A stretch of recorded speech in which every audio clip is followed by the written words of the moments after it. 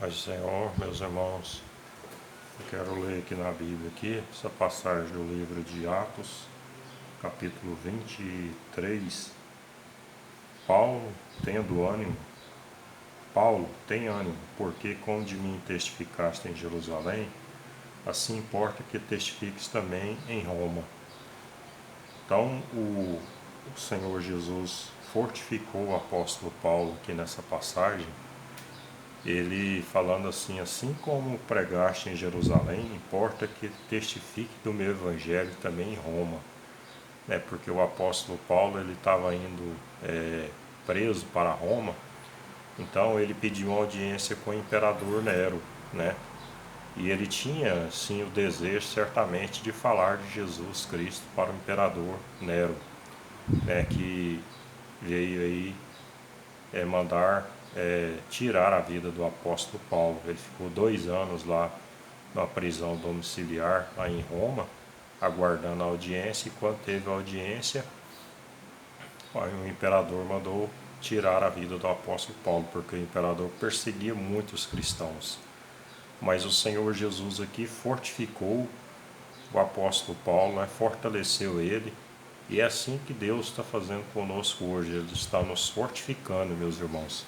Então, às vezes, assim, Deus manda você para outra cidade para você pregar o Evangelho, e é necessário você enfrentar, né?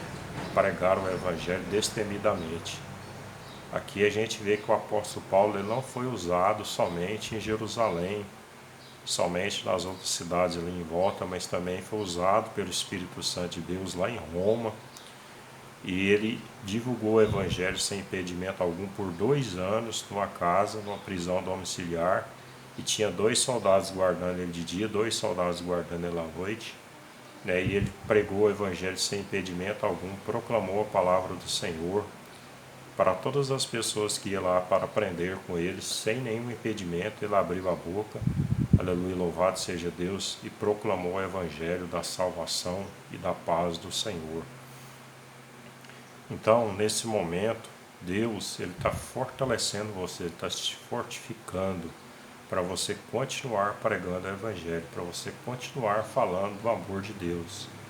Porque a Bíblia fala assim que mais importa obedecer a Deus do que aos homens. Importa obedecer a Deus e não aos homens, né? Então, às vezes, assim, você vê aquela passagem, porque às vezes Deus está tocando no teu coração para você pregar a palavra de Deus mesmo em locais proibidos. Às vezes você é um funcionário público e aí assim as pessoas não gostam, né? Seu chefe não é evangélico, ele não gosta que você fale de Jesus, mas você pode sim falar. Nós estamos num país cristão, num país democrata, então é permitido a leitura da Bíblia, né?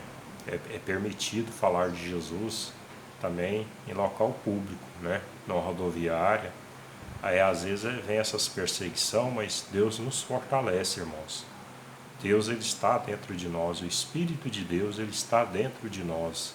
Por isso que eu falo, no nome do Senhor Jesus Cristo, para você pregar o Evangelho,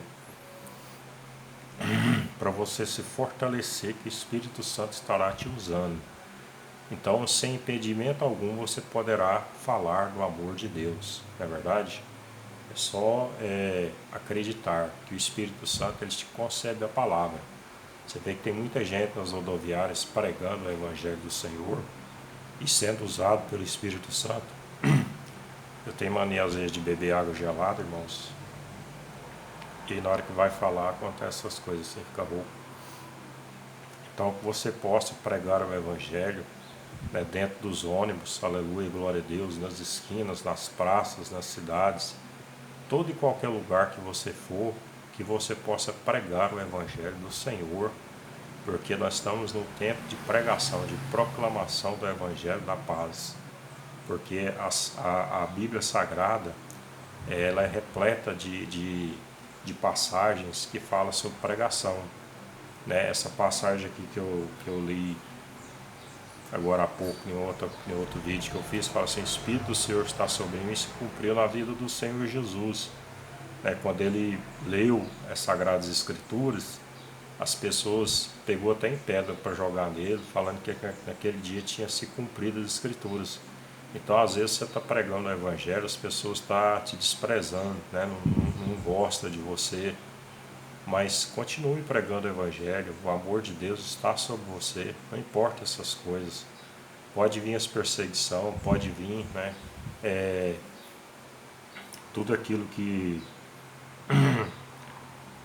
assim, tenta te atrapalhar, que quer te parar, mas pede a Deus força, pede a Deus, né, fortalecimento para que você possa continuar pregando o Evangelho, porque Deus vai um dia te resgatar, Deus vai um dia te salvar, levar você para a eternidade por causa da pregação do Evangelho, porque convém que essas pessoas sejam salvas, que através da pregação do Evangelho do Senhor, que Deus possa te salvar, né, na eternidade, que aquelas pessoas que escutam o Evangelho através da sua boca possa receber o Senhor Jesus em sua vida e que Deus possa salvar essas pessoas. É para isso que nós proclamamos o Evangelho.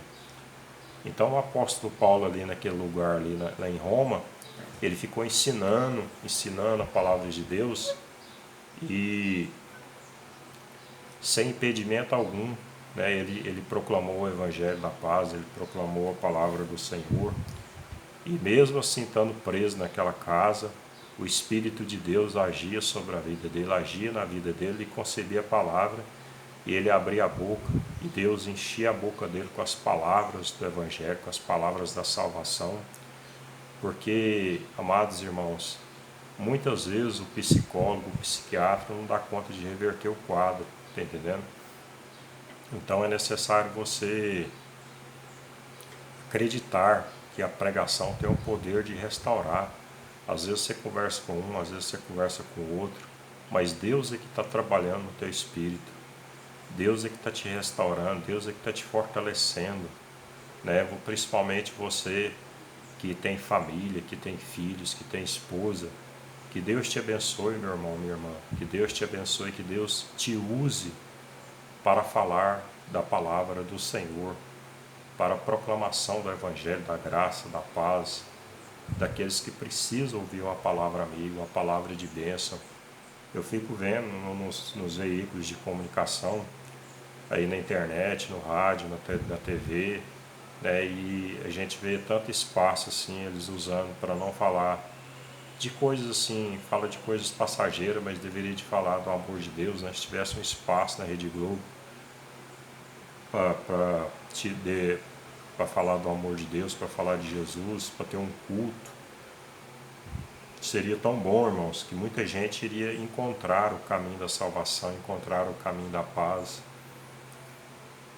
e Deus estaria assim, né, satisfeito, alegre, porque eu tenho certeza que aquele espaço que eles usam ali, às vezes para colocar coisa tão banal, né, coisa tão passageira, se fosse usado para pregar o Evangelho, para fazer um culto da unção do Espírito Santo, muita gente encontraria a salvação, a vida, a paz, né? Muita gente ia aprender a Bíblia.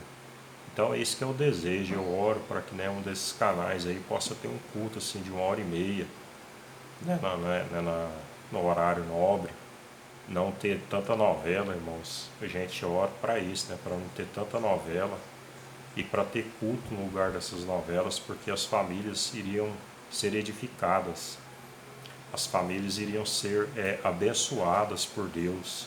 Isso que eu creio, irmãos. As famílias iriam encontrar o amor de Deus. Aleluia, louvado seja Deus. Oh, glórias a Deus, aleluia. Então eu deixo essa palavra para você e conclamo a você que você possa orar, né, para a gente poder torcer para que um desses canais aí possa ter cultos para ensinar sobre o amor de Deus. Amém?